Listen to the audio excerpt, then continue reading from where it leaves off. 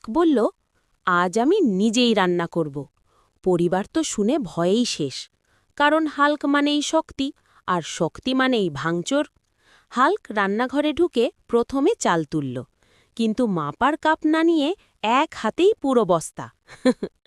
বলল, হাল্ক ক্ষুধার্ত, বেশি ভাত লাগবে। এরপর ডাল বসাতে গিয়ে খুন্তি ঘোরালো এমন জোরে, ডাল না নড়ে হাঁড়িটাই নড়ে গেল।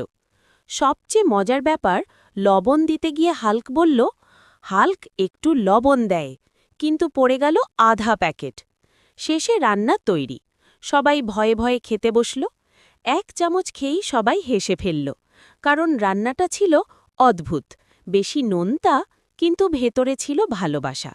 হাল্ক হাসতে হাসতে বলল, গল্পটি ভালো লাগলে চ্যানেলটি সাবস্ক্রাইব করো। হ্যাঁ, এখনই সাবস্ক্রাইব করে আমাদের সাথে থাকো। সাবস্ক্রাইব করলে মিস করবে না।